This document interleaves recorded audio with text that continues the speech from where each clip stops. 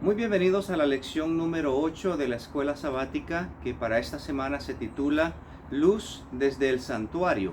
El versículo de memoria para esta semana lo encontramos en el libro de Hebreos capítulo 8 versículo 1 y 2 y dice de la siguiente manera: lo principal de lo que venimos diciendo es que tenemos un sumo sacerdote que se sentó a la diestra del trono de la majestad en el cielo y es ministro del santuario, de aquel verdadero santuario que levantó el Señor y no el hombre. El apóstol San Pablo está enfatizando que en el cielo hay un santuario y que este santuario que está en el cielo, Jesucristo es su ministro. Él es el que ministra en este santuario como sumo sacerdote. Y está diciendo que Cristo subió y se sentó a la diestra de la majestad en el cielo para ministrar en este santuario. La semana pasada estuvimos estudiando un poquito acerca de la profecía de las 2300 tardes y mañanas, y entonces, dice la profecía, el santuario será purificado. Muy bien, la lección de esta semana nuevamente está tratando acerca de esta profecía y de lo que Cristo está haciendo como ministro del verdadero santuario que levantó Dios y no el hombre, y de la cual el santuario terrenal era una figura y un símbolo de lo que Dios le había mostrado a su siervo Moisés. Y eso es precisamente lo que dice la lección del día domingo. El santuario celestial se titula la lección del día domingo. Vamos a buscar unos textos en el libro de Éxodo, capítulo 25, versículo 8, 9 y 40. Y dice la palabra de Dios: y harán un santuario para mí, y habitaré en medio de ellos, conforme a todo lo que yo te muestre el diseño del tabernáculo y el diseño de todos sus utensilios, así lo haréis. Versículo 40 dice: mira y hazlos conforme al modelo que te ha sido mostrado en el monte. De acuerdo a estos pasajes, el Señor le pidió a Moisés que levantara un santuario, que erigiera un santuario en el pueblo de Israel para que el Señor habitara en medio de su pueblo. Pero le dio especificaciones y le mostró un modelo en el monte. Le dijo: hazlo conforme al modelo que se te ha sido mostrado. Y nótese que le enfatiza también el versículo 9: conforme a todo lo que yo te muestre el diseño del tabernáculo y el diseño de todos sus utensilios, así lo haréis. Cuando nosotros comparamos de acuerdo a la interpretación bíblica, texto sobre texto, renglón sobre renglón, línea sobre línea, un poquito aquí, otro poquito allá, el apóstol San Pablo y también Moisés están hablando de que hay un verdadero santuario en el cielo, y que este verdadero santuario se le fue mostrado a Moisés para que él hiciera una copia en pequeño de lo que es el verdadero santuario celestial. Y cuando Moisés, juntamente con los elaboradores del templo, edificaron el templo, el santuario, el tabernáculo en la tierra, se pusieron ministros, se pusieron sacerdotes, se pusieron levitas para que sirvieran en el templo, y todos ellos y todos los utensilios y todo lo que se llevaba a cabo en este santuario terrenal era una copia y un símbolo del santuario celestial. Eso es lo que está diciendo, por ejemplo, vamos a confirmar esto en el libro de Hebreos, capítulo 8, versículo 1 al 6. El libro de Hebreos, capítulo 8, versículos 1 al 6. Lo que se daba en la tierra era un símbolo de lo que había en el cielo. Ahora bien, el punto principal de lo que venimos diciendo es que tenemos tal sumo sacerdote, el cual se sentó a la diestra del trono de la majestad en los cielos, ministro del santuario y de aquel verdadero tabernáculo que levantó el Señor y no el hombre. Porque todo sumo sacerdote está constituido para presentar ofrendas y sacrificios, por lo cual es necesario que también éste tenga algo que ofrecer. Así que si estuviese sobre la tierra, ni siquiera sería sacerdote, habiendo aún sacerdotes que presentan las ofrendas según la ley, los cuales sirven a lo que es figura y sombra de las cosas celestiales, como se le advirtió a Moisés cuando iba a erigir el tabernáculo, diciéndole: mira, haz todas las cosas conforme al modelo que se te ha mostrado en el monte. Pero ahora tanto mejor ministerio es el suyo, cuanto es mediador de un mejor pacto establecido sobre mejores promesas. Nuevamente el apóstol San Pablo toma las palabras escritas en el libro de Éxodo, capítulo 25, versículo 8, versículo 40, y le dice y enfatiza las palabras de que Dios le dijo a Moisés que erigiera un santuario, un tabernáculo en la tierra, pero que nomás sería una sombra o un tipo o un símbolo del verdadero santuario que está en el cielo, que levantó Dios y no el hombre, de la cual Jesucristo es ministro o sirve o ministra en este verdadero santuario. En el santuario terrenal, los sacerdotes levíticos eran los que ministraban, pero para poder ministrar, ellos tenían primeramente que ofrecer sacrificio por sus propios pecados, luego para poder servir y ministrar en el templo. Prueba de ello era que si un sacerdote en la tierra se presentaba en el santuario, precisamente en el día del Yom Kippur, que es lo que estamos hablando, el día de la expiación, y no había hecho preparación para sí mismo para presentarse delante de la presencia de Dios, él moría ahí dentro en el santuario. Y por tal razón se le amarraba un cordón con una campanita para que si pasaba cierto tiempo y la campanita no sonaba, era jalado de esa cuerda para que esta persona pudiera recibir los servicios fúnebres y pudiera ser enterrado, porque había muerto delante de la presencia del Señor por no presentarse limpio a causa de sus propios pecados. Y es lo que está diciendo la escritura acá, que Jesucristo es el ministro delante del Dios Todopoderoso en el verdadero santuario que levantó Dios y no el hombre. Muy bien. En el lugar santísimo es la lección del día lunes. Vamos a leer algunos textos que hablan acerca de que habían tres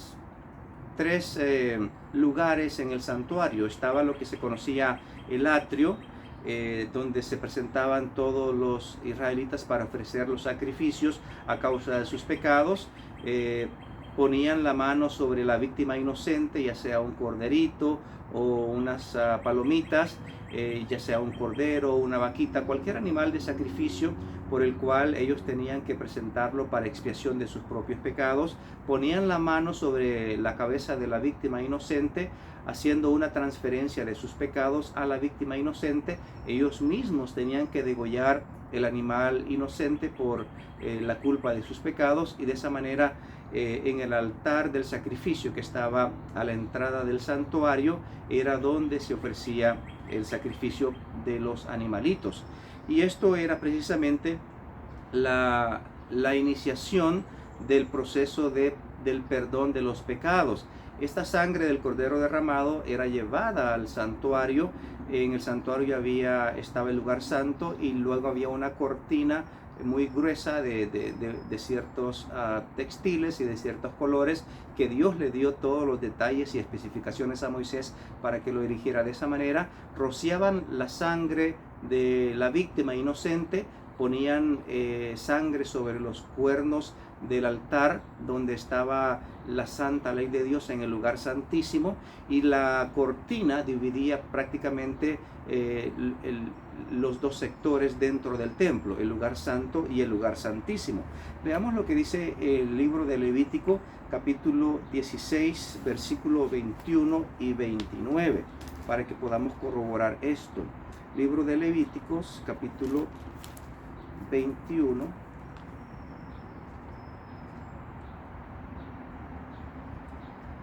Perdón que me tome un poquito de tiempo en encontrar los textos.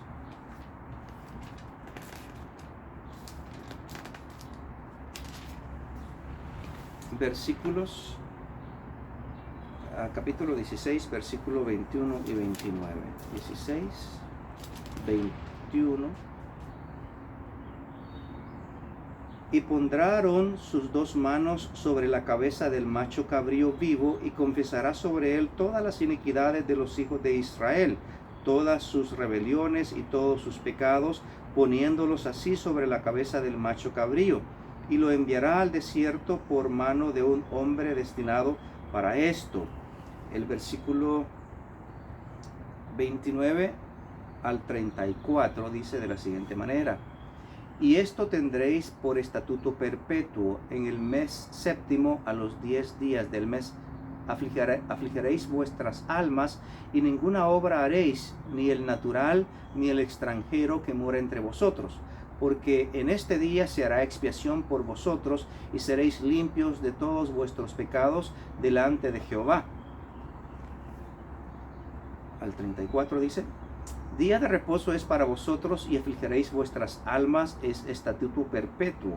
Hará la expiación el sacerdote que fuere ungido y consagrado para ser sacerdote en el lugar de su padre, y se vestirá las vestiduras de lino, las vestiduras sagradas, y hará expiación por el santuario santo y el tabernáculo de reunión. También hará expiación por el altar, por los sacerdotes y por todo el pueblo de la congregación. Y esto tendréis como estatuto perpetuo para hacer expiación una vez al año por todos los pecados de Israel. Y Moisés lo hizo como Jehová lo mandó. Muy bien, aquí estamos hablando de cómo una vez al año se hacía expiación, y era conocido como el día de la expiación. En el mes séptimo se hacía este servicio de expiación a los 10 días del mes séptimo. Y la recomendación que Dios le dio a Moisés para su pueblo era de que en ese día ellos tenían que afligir sus almas, tenían que estar en ayuno, tenían que estar en oración, porque era prácticamente el día de la expiación. Es decir, todos los días se llevaban sacrificios de animalitos en el santuario terrenal, mañana y tarde, matutino y vespertino. Pero en el día 10º del mes séptimo, que si no estoy mal prácticamente caía en el calendario que nosotros tenemos, en el calendario gregoriano, el 22 de octubre de ese año, precisamente el 22 de octubre de 1844, se inicia lo que es conocido como el Yom Kippur, que se hacía una vez al año en el santuario terrenal. Y este día prácticamente era donde se elegían dos machos cabrillos, se echaba suerte sobre ellos. Uno era elegido para Jehová, este era sacrificado, símbolo de Cristo, del sacrificio del Señor. El otro era echado suerte y era elegido para Azazel, símbolo de Satanás. Y cuando se ofrecía la sangre del macho cabrillo sacrificado, el sumo sacerdote, que en este caso era Aarón, y luego la descendencia sacerdotal arónica, eran los que presentaban en ese día de ese séptimo mes de cada año el servicio del día de la expiación, donde se hacía expiación o limpieza de todos los pecados que los israelitas habían confesado. Si algún israelita no confesaba sus pecados, era cortado de su pueblo, y de esa manera pues él cargaba la culpa de sus propios pecados. Pero luego el sacerdote tomaba la sangre del macho cabrío sacrificado para Jehová y los rociaba sobre el altar de los cuernos del altar del sacrificio, los rociaba también sobre la cortina que dividía el lugar santo del lugar santísimo, y también los rociaba sobre el propiciatorio, donde estaban las dos tablas de la santa ley de Dios, los 10 mandamientos, los cuales eran prácticamente lo que el pueblo había quebrantado.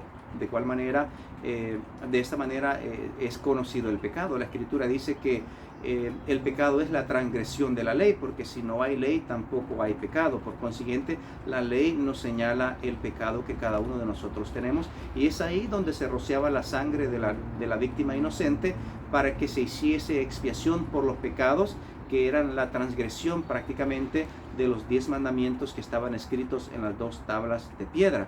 Pero luego, en ese mismo día, el sacerdote ponía su mano sobre el macho cabrillo que era para Azazel, y de esa manera transfería los pecados que habían sido confesados durante ese día y durante todo el año, los sacrificios de todo el año, los pecados que estaban ahí de una forma simbólica eran transferidos por el sacerdote al macho cabrío para Azazel, y este era enviado al desierto para que muriera ahí. De esa manera los pecados de los israelitas que habían sido confesados eran transferidos a Satanás, verdadero culpable e incitador de todos los pecados, y la culpa era llevada sobre el macho cabrío que representaba a Satanás. Una simbología muy impresionante y muy reveladora de lo que será, de lo que se está llevando a cabo en este preciso momento en el santuario celestial, y lo que va a ser prácticamente en el juicio final, cómo Satanás va a llevar la culpa de todos los redimidos y de todas las personas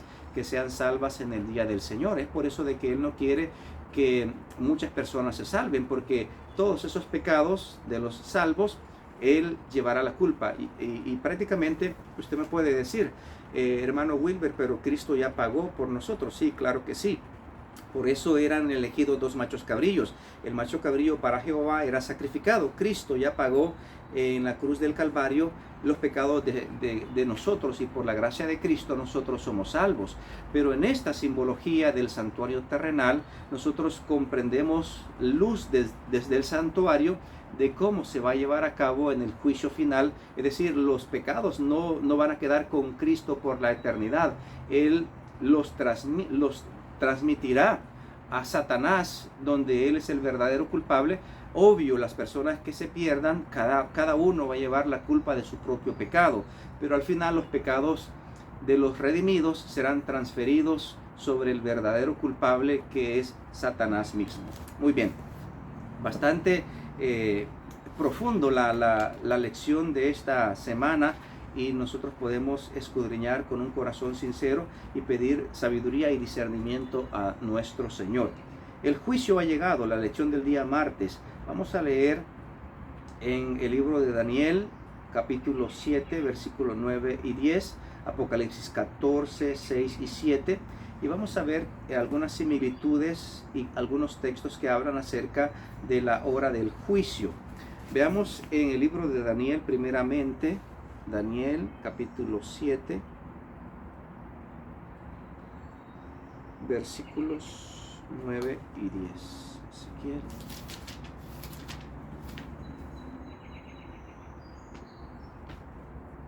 Dice: estuve mirando hasta que fueron puestos tronos, y se sentó un anciano de días, cuyo vestido era blanco como la nieve, y el pelo de su cabeza como lana limpia. Su trono llama de fuego, y las ruedas del mismo fuego ardiente. Un río de fuego procedía y salía de delante de él. Millares de millares le servían, y millones de millones asistían delante de él. El juez se sentó, y los libros fueron abiertos. El juez se sentó, y los libros fueron abiertos. En la Escritura nosotros encontramos que hay diferentes libros. Está el libro de las memorias, está el libro de la vida, y por consiguiente hay un libro de la muerte. En el libro de las memorias se llevan los registros detallados de todas las cosas que cada persona ha hecho en este mundo mientras ha estado en el cuerpo. Y para resumir esta lección del día martes, encontramos de que el sabio Salomón dice en su palabra, en la palabra del Señor, que Dios traerá toda obra a juicio, juntamente con toda cosa encubierta. Por tanto, dice la Escritura, teme a Dios y guarda sus mandamientos, porque esto es el todo del hombre. Porque Dios va a traer toda obra a juicio juntamente con toda cosa encubierta, sea buena o sea mala. La Escritura también dice que Dios va a dar a cada uno conforme a sus obras, conforme a lo que hicieron mientras estuvieron en el cuerpo. Le toca al hombre vivir una sola vez, y después de esto el juicio.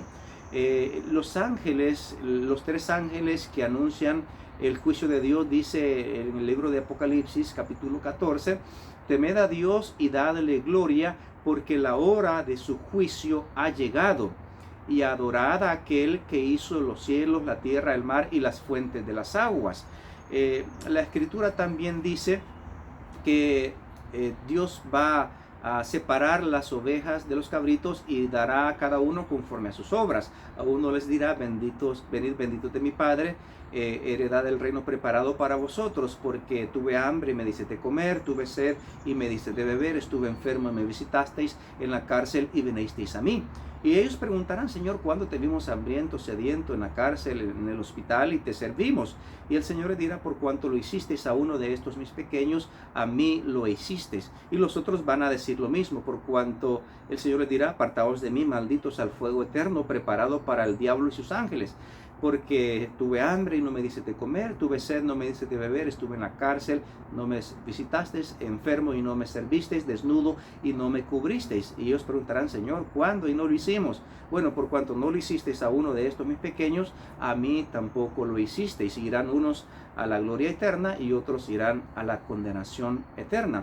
El Señor dice que de toda palabra ociosa que el hombre hable, dará también cuenta en el día del juicio. Mirad, dice el Señor, que no hagáis tropezar a uno de estos mis hermanos pequeños, porque al que sirve de tropiezo le es mejor que se amarre una cuerda con una piedra de molino y se tire a lo profundo del mar, que hacer caer a uno de los pequeñitos, a uno de los niños. Y de esa manera el Señor enfatiza lo serio que es el juicio y lo real que es el juicio. El Señor dice, temed a Dios y dadle gloria, porque la hora de su juicio ha llegado. Y las Escrituras mencionaban que el Señor traerá toda obra a juicio, juntamente con toda cosa encubierta, hablando en lo futuro. Pero luego en el libro de Apocalipsis enfatiza que la hora de su juicio ha llegado. Es decir, en 1844, el 22 de octubre de ese año de 1844, la hora de su juicio llegó. Y la hora de su juicio se está llevando a cabo iniciando por el primer hombre que fue creado, es decir, Adán, seguido por Eva y seguido por cada persona que ha aceptado al Señor y que ha sido inscrito en el libro de la vida. Ahí se van a llevar a cabo la investigación, el juicio de cada persona, iniciando por los hijos de Dios, iniciando por los que profesamos creer en el Señor, y seremos pesados en balanza. Allá se sabrá si habremos sido hallados completos o si habremos sido hallados faltos. Ahí va a ser el lloro y el crujir de dientes en ese momento donde se dará el juicio, la ejecución del juicio que se está llevando a cabo en este preciso momento. Es decir, hay diferentes etapas de este juicio.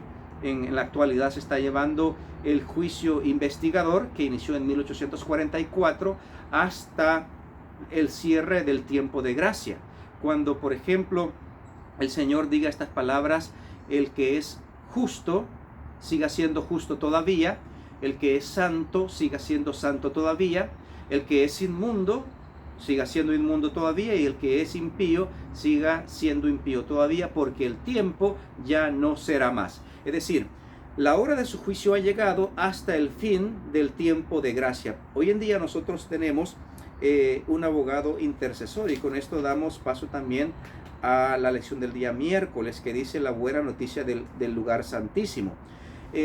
Nosotros hoy en día tenemos a Jesucristo que está ministrando en este verdadero santuario y sirviendo como sumo sacerdote, lo cual los sacerdotes del tabernáculo terrenal eran simplemente una sombra y un símbolo, que ellos mismos tenían que ofrecer sacrificios por sus propios pecados, y si se presentaban no listos delante del Señor, eran muertos por la gloria de su presencia. Y vamos a compartir nomás unos textos de una forma rápida, porque el tiempo nos ha apremiado nuevamente, en el libro de Hebreos, capítulo 4, y versículos 14 al 16. Hebreos 4, 14 al 16. Dice: por tanto, teniendo un gran sumo sacerdote que traspasó los cielos, Jesús, el Hijo de Dios, retengamos nuestra profesión, porque no tenemos un sumo sacerdote que no pueda compadecerse de nuestras debilidades, sino uno que fue tentado en todo según nuestra semejanza, pero sin pecado. Acerquémonos pues confiadamente al trono de la gracia para alcanzar misericordia y hallar gracia para el oportuno socorro. Muy bien, la buena noticia del lugar santísimo es que tenemos tal sumo sacerdote que él fue tentado en todo conforme a nuestras semejanzas, pero sin pecado, y que él intercede por nosotros. La Escritura dice: amados, estas cosas os escribo, hijitos míos, estas cosas os escribo para que no pequéis. Pero si alguno hubiese pecado, abogado tenemos para con el Padre, a Jesucristo el justo. Y es aquí donde vienen los llamados de misericordia del Señor, cuando Él dice: vivo yo, dice Jehová, que no quiero la muerte del impío, sino que el impío se vuelva de su camino y que viva. Si vuestros pecados fueren rojos como el carmesí, vendrán a ser como blanca lana. Si fueren negros como la grana, como la nieve serán emblanquecidos. Por tanto, dice la Escritura, acerquémonos confiadamente al trono de la gracia para alcanzar misericordia y hallar gracia para el oportuno socorro. Por tanto, si hoy oís su voz, no endurezcáis vuestro corazón como en el día de la provocación. Hoy es el día de salvación. Hoy es el momento en el cual Jesucristo se presenta delante del Padre en el verdadero santuario como sumo sacerdote para interceder por cada uno de nosotros, presentándose a sí mismo como sacrificio vivo, como un sacrificio santo que es agradable a nuestro Padre Celestial.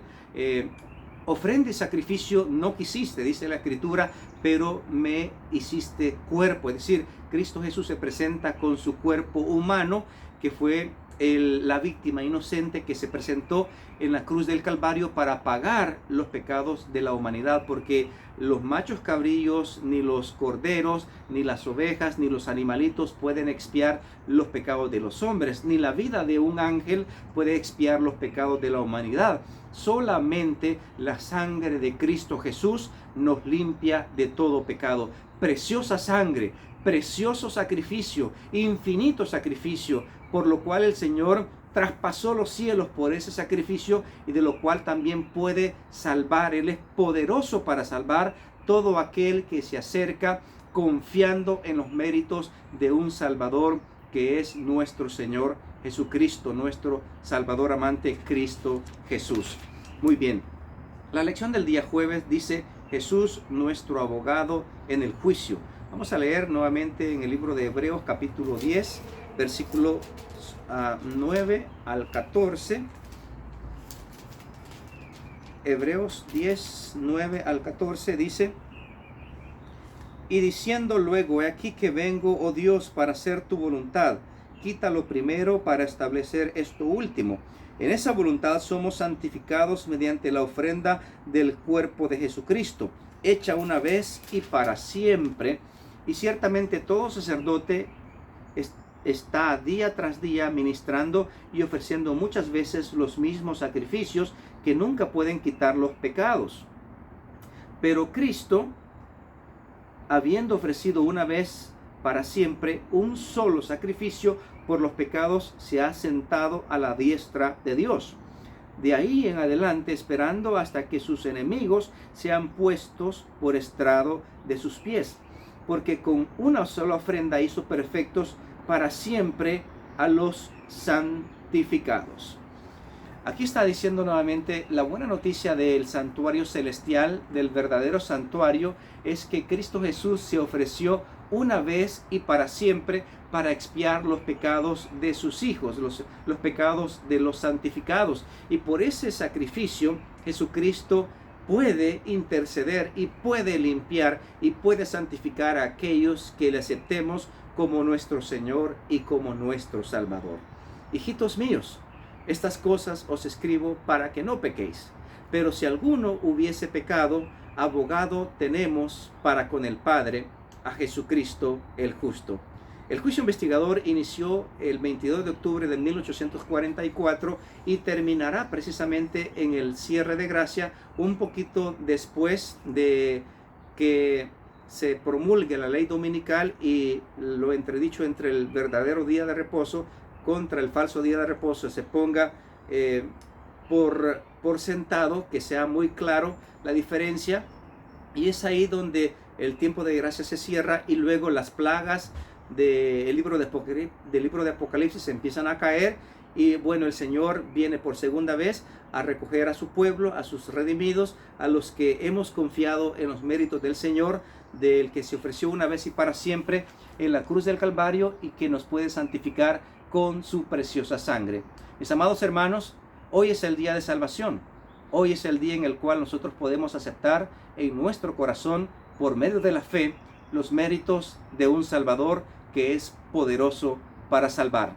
Bendiciones para todos, que Dios te bendiga.